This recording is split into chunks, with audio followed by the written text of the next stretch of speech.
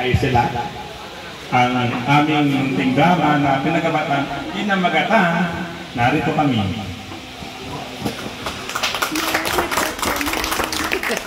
Wala ko, Regine Velasquez, narito ako.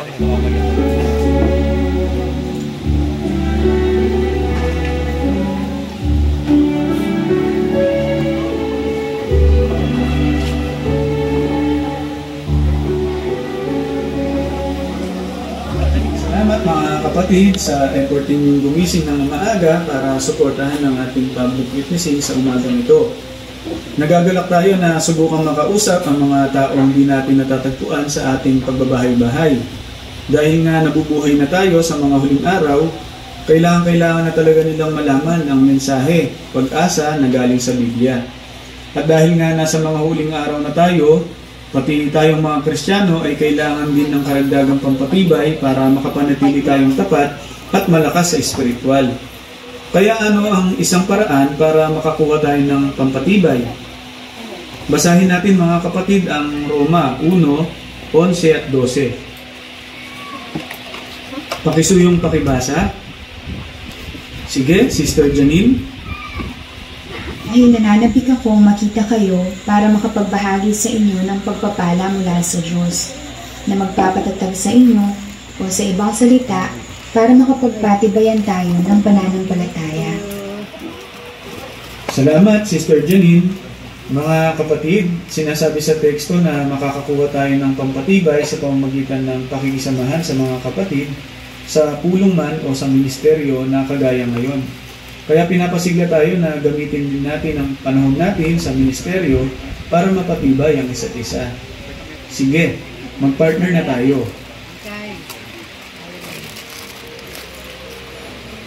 Maganda nga itong pagkakataon para magpatibayan ng mga kapatid. Kaya kailangan maging matalino ako sa pagpa-partner sa kanila. Si Sister Ella, graduating na at baka nag-iisip na tungkol sa future niya. Maganda siguro na i-partner ko siya kay Sister Sheila na isang masigasig na pioneer para mabigyan niya si Ella ng magandang advice. Si Sister Lani naman, napansin ko, mukhang matamlay. Maganda siguro na si Sister Marie ang i-partner ko sa kanya para maalalayan siya. Sina Sister Janine at Janice naman, may RV daw mamaya, kaya pag-partnerin ko na lang sila.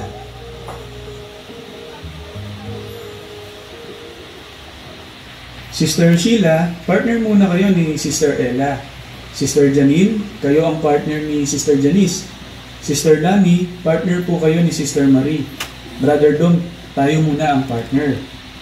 Sige, manalangin na tayo mga kapatid.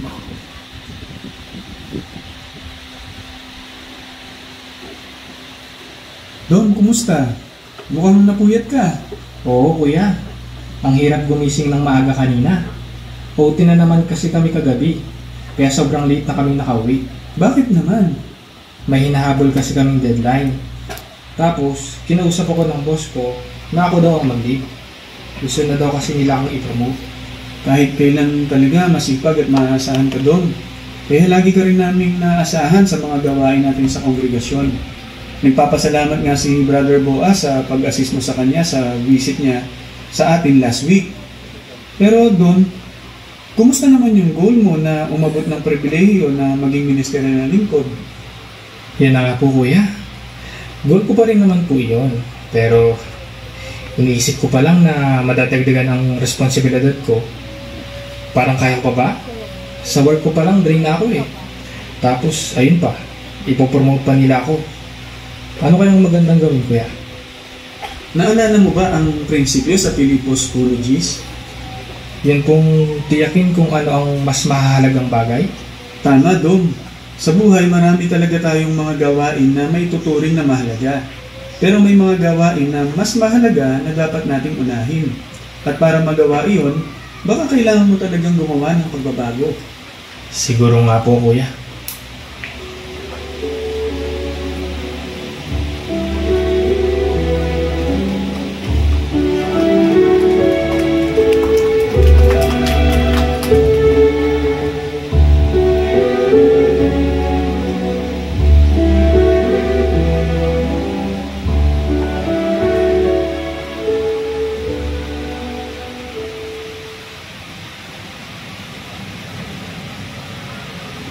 Malapit na nga palang graduation mo, Ella.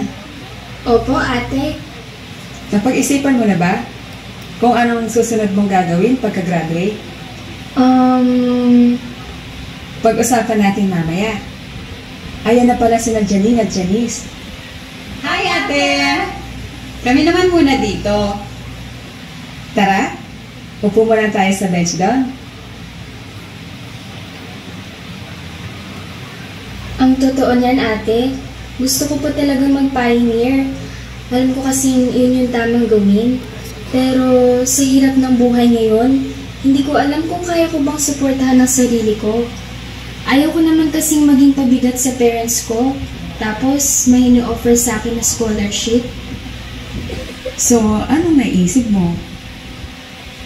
Iniisip ko ngayon na kung tatanggapin ko iyon at makakahanap ako ng magandang trabaho, masusuportahan ko ang sarili ko at matutulungan ko pa yung family ko.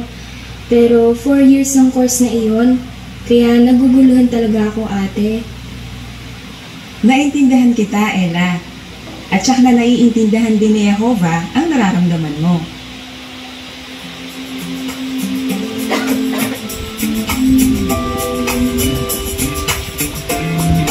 Habang ikaw ay nagiging adulto, tumarami ang pagsubok. Huwag matakot, sa Diyos ka umasa.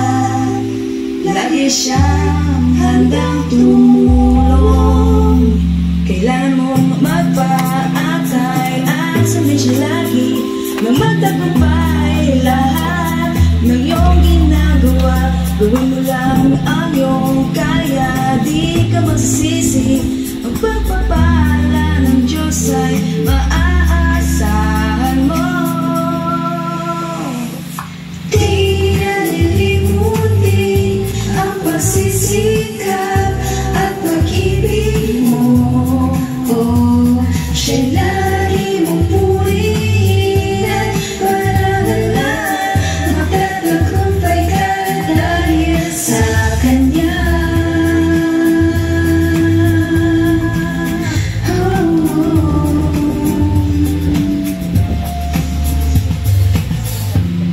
Habang ikaw ay naglilingkod, gawin mo lagi ang iyong buong makakaya. Ipanalangin mo yan kay Jehovah at hingin mo ang patnubay niya. Mahal ka ni Jehovah, Ella.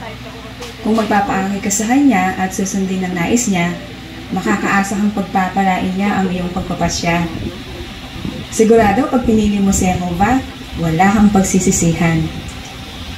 Salamat, ate. Buti na lang ikaw ang ipinartner sa akin ni Brother Romy. O tara na, merienda muna tayo doon.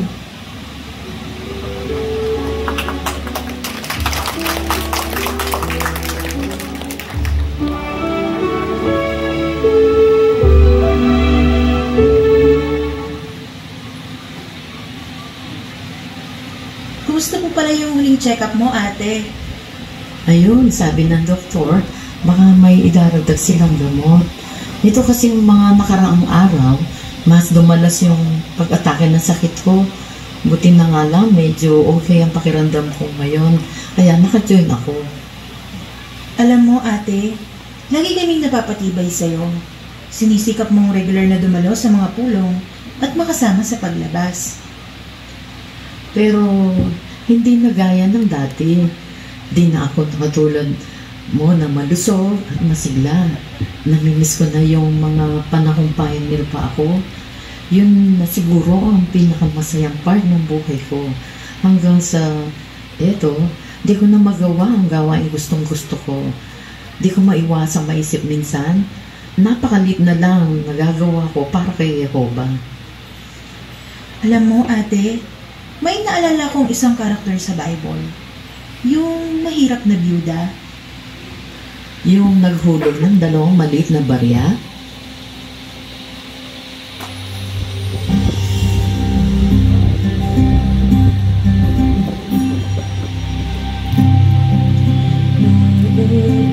Una, kay langit ng taglay niya.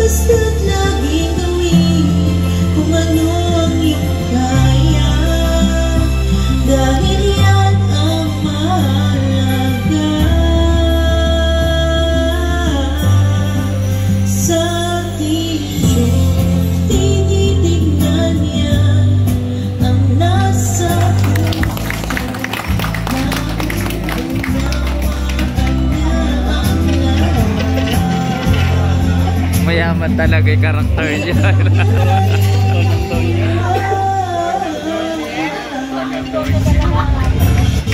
Huwag mong isipin na kay liit lang ng mga sakripisyo mo. Basta't laging gawin kung ano ang iyong kaya, dahil yan ang mahalaga sa ating Diyos.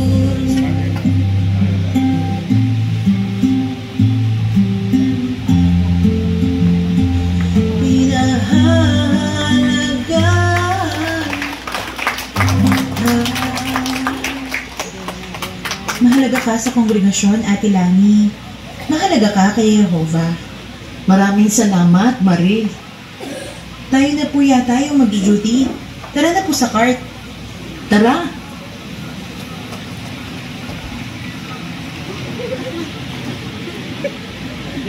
Kevin? Uy, Kevin, ikaw nga. Kailan ka pa dumating galing Saudi? Dumating ako last month. Ha? Last month pa? Bakit di ka namin nakita? Nagkita na ba kayo ni Dom? Di pa nga eh. Bukas sa pulong dalo ka.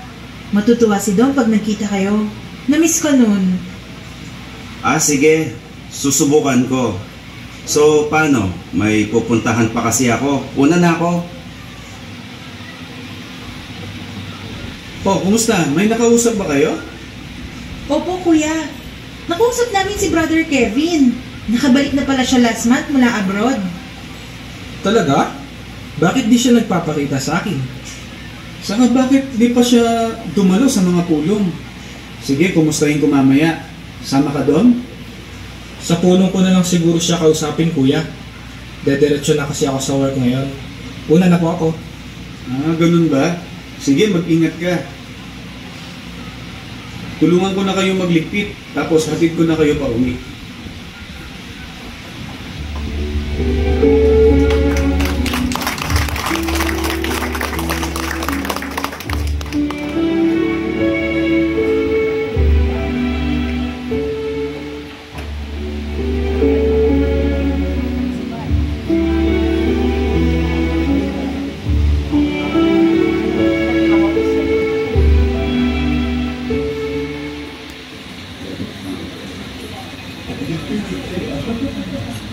Ay, nakakapagod na rin itong routine ko. Kulang na rin ako sa pahinga. Parang tama nga yata ang advice ni Kuya Romy na para maabot ko ang goal ko sa spiritual, baka kailangan kong gumawa ng mga pagbabago. Kung tatanggapin ko ang alok na promotion, lalaki ang sweldo ko at baka katulad ni Kevin, ay ma-afford ko na rin ang magpundar ng kotse para di na ako nalilate. Magagamit ko rin naman ito sa ministeryo ko. Pero kapag tinanggap ko ito, baka lalo akong mawala ng oras at energy para sa mga spiritual na bagay. Pero paano ko sasabihin sa boss ko na tatanggihan ko ang offer niya? Baka magalit siya at tanggalin ako sa trabaho. Paano kaya? Diyos na Jehovah, tulungan niyo po ako.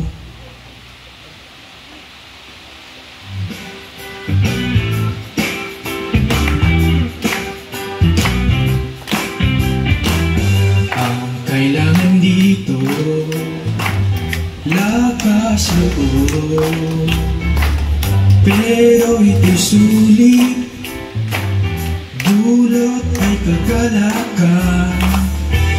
Ang aking mga bagong karanasan,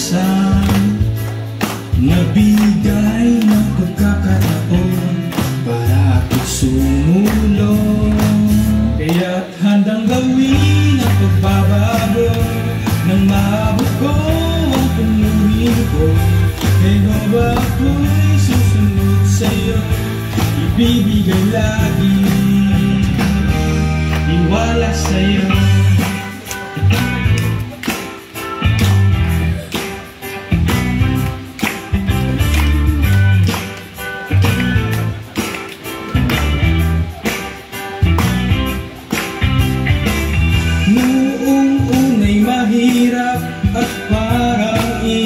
posible.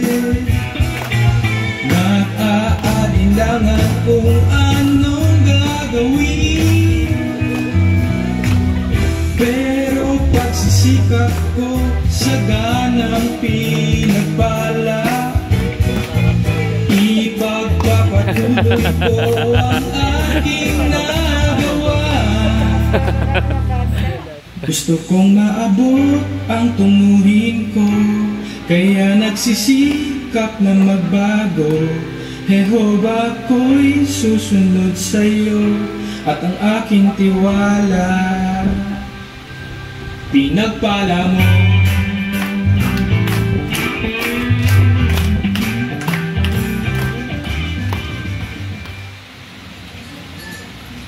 Madam, pwede ko po ba kayong makausap tungkol sa schedule ko?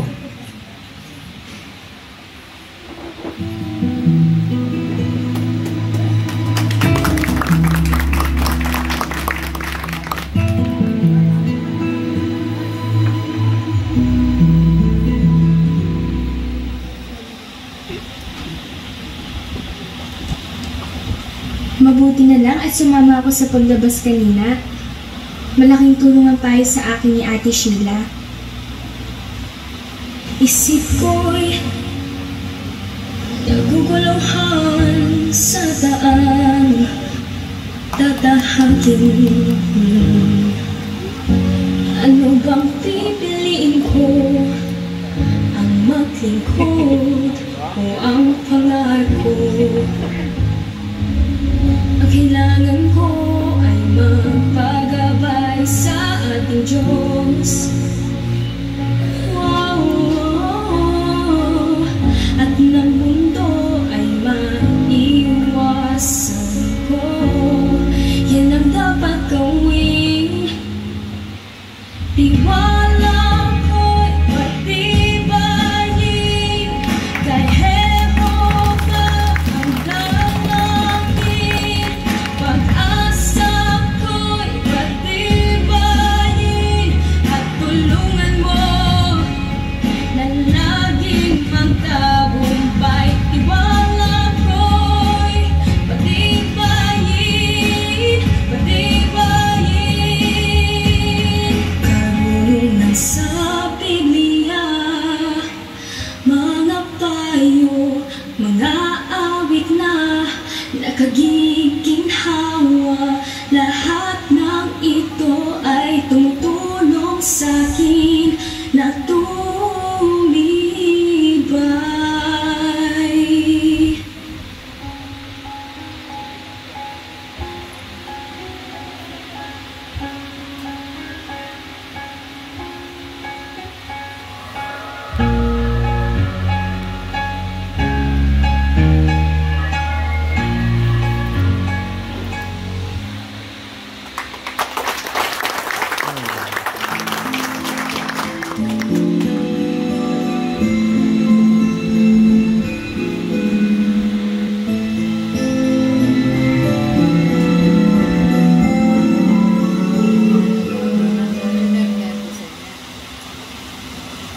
Kabi-kabila naman ang pinsalang iniwan ng magnitude 7.4 na lindol sa Mindanao. Ang sitwasyon sa mga apektado lugar sa live na pagtutuloy.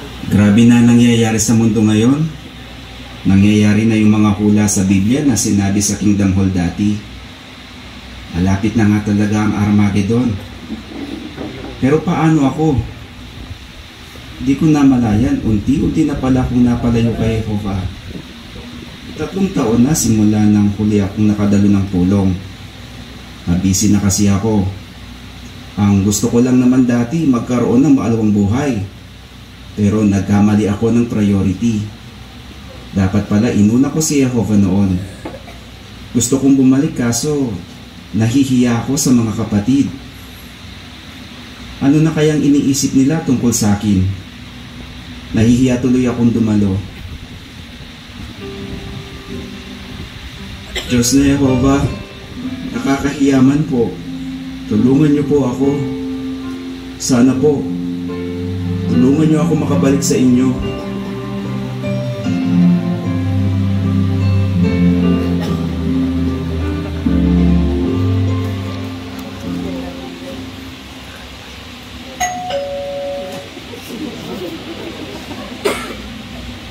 Kuya Lem, Kuya Romy, kayo po pala.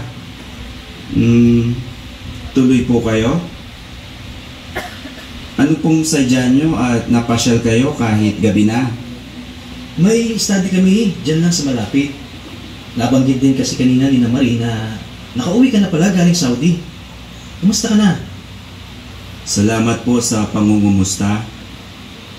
Bukas pala ng alas 5 ng hapon ang start ng pulong natin. Sana makadalo ka na. Alam mo, namimiss ka na ng mga kapatid. Siguradong matutuwa silang lahat pag nakita ka nila. Iba pa rin kapag dumalo ka sa Kingdom Hall.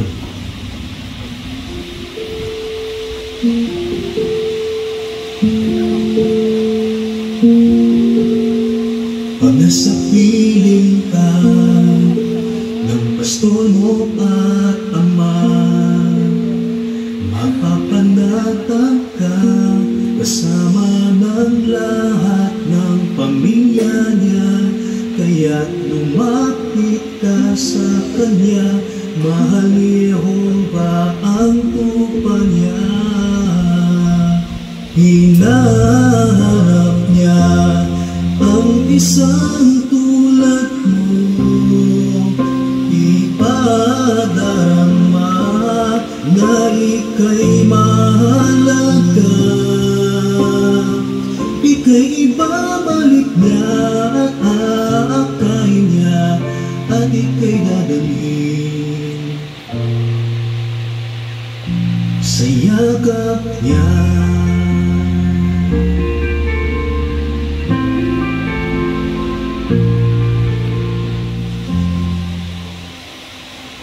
Paano? Kita na lang tayo sa pulong bukas? Susubukan ko po.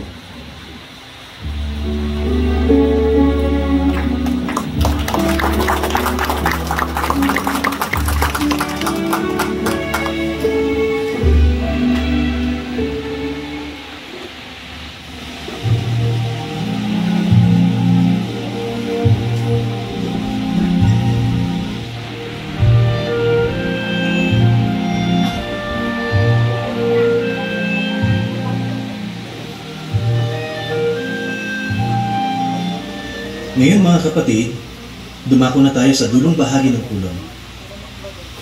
Bago natin awitin ang pansarang awit, narito ang ilang patalastas. Si Sister Ella ay hinirang bilang isang regular pioneer simula ngayong buwan.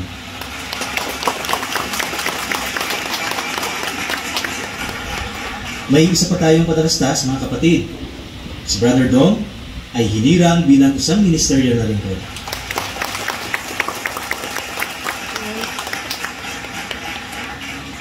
Ngayon mga kapatid, awitin natin ang pansarang awit. Pag-isuyo sa awit bilang 4. Si Jehova ang aking pastol. Pagkatapos, pangungunahan tayo ni Brother Romy sa pansarang panalangin.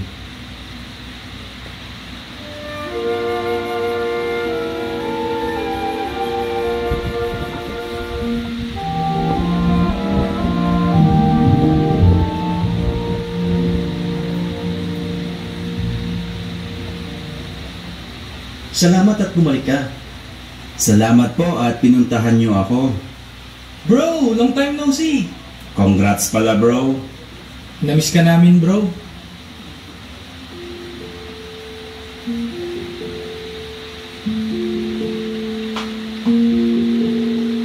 Para akong tupa na nawalay sa pasto, di ko na makita sa nabapatungo ang buhay ko. Salamat sa ating Ama, mahal niya ang mga tupa niya. Nahanap niya ang isang tulad ko, pinadama ang malasakit niya. Ako'y ibabalik niya at aakayin niya at ako'y dadalhin sa yakap niya.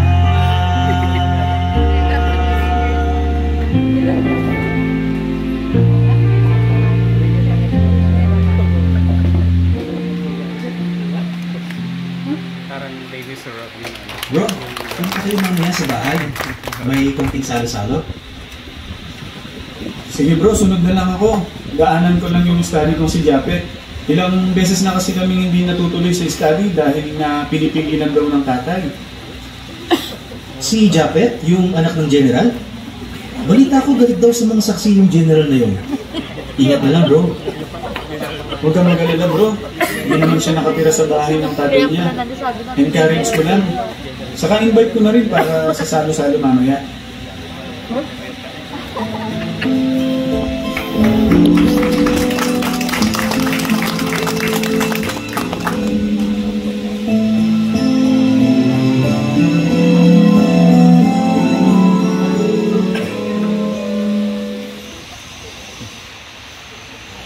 Japet, tao po.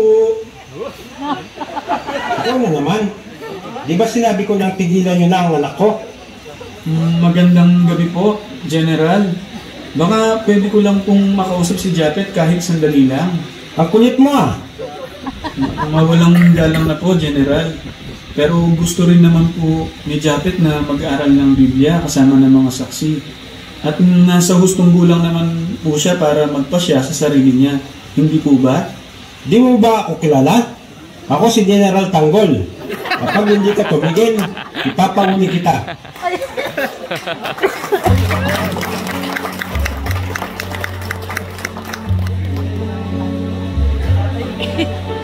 Jehova, dinggin mo ang aking hiling. Tulungan ako na ikaw ang sundin. Ang paglilingkod ko'y hinahadlangan. Di hahayaan kahit kailan. O Diyos, ako'y laging magtitiwala sa'yo. Dahil di mo ako kailanman pababayaan. Di mo ako kailanman pababayaan. Lagi kong pagniningasin ito, ang iyong salita sa puso ko. Ang ngalan mo'y ihahayag ko, isisigaw ko ang papuri sa'yo. Kahit ang buhay ibibigay ko, lahat ng taglay para sa'yo. Maglilingkod ng buong kaluluwa, mamahalin ka o aking Ama.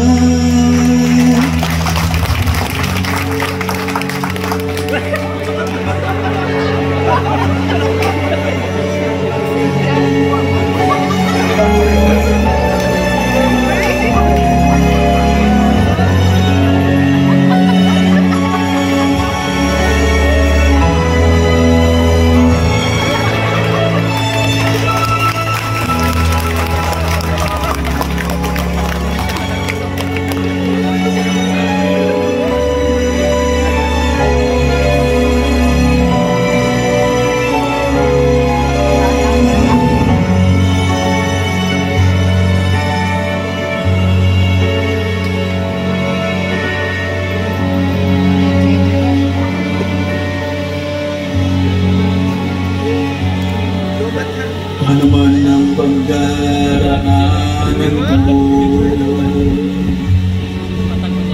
hililimuting mahal mo ako. Alam kong di mo ko iiwanan, at ikaw ay tunay na kaibigan. O Diyos, ako'y laging magtitiwala sa'yo. Dahil di mo ako kailanman pababayaan. Di mo ako kailanman pababayaan.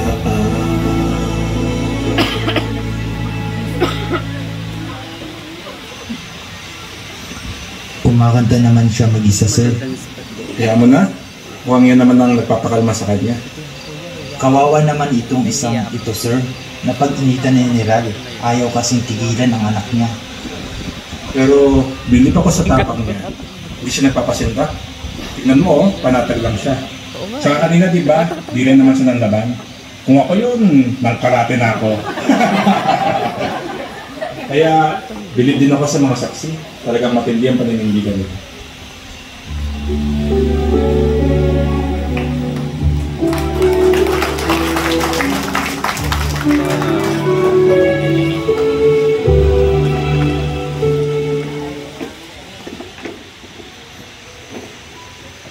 Mga kapatid, alam kong nag-aalala kayo para kay Brother Romy. Pag-isuyo, ipanalangin natin ang kanyang kaligtasan. Tayo rin, kailangan nating magpakatatag. Kaya basahin natin sama-sama ang binabanggit ng Roma, Kabanata 8, talata 35 at 37 hanggang 39. Sino ang makapaghihiwalay sa atin sa pag-ibig ng Kristo? Kapigatian ba? Pagdurusa? Pag-uusig?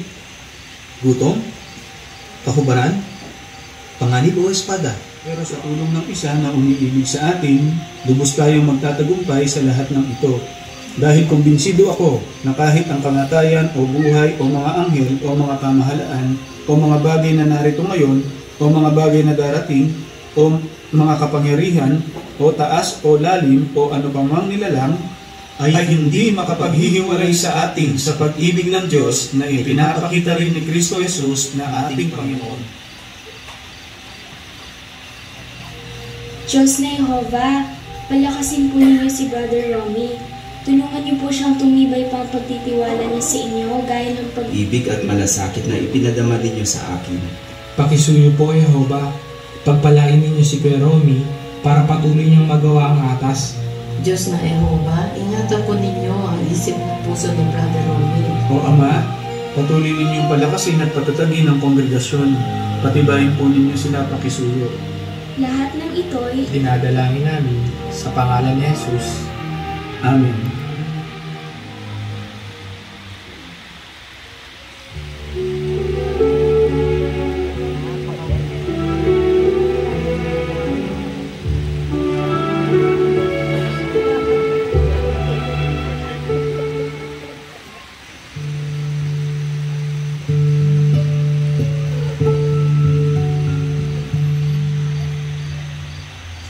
Uminom muna kayo ng mainit na tsaa para mainitan ng sikmura ninyo.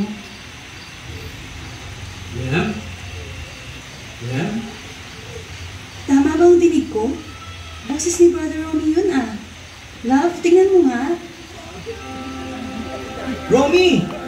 Brother Romy! Ay, bakit may pulis?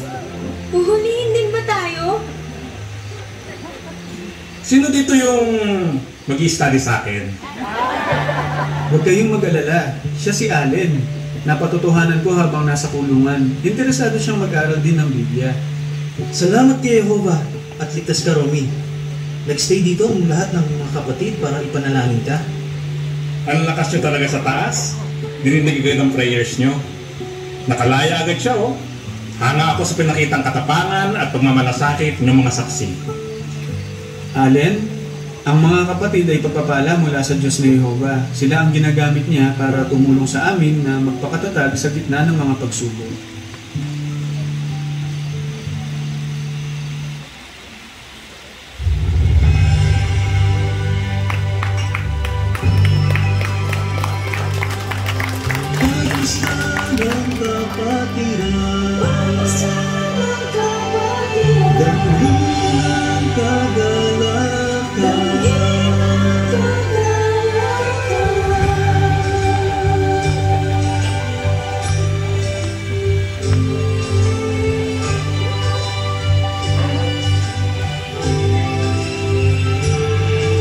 Purihin si Jehovah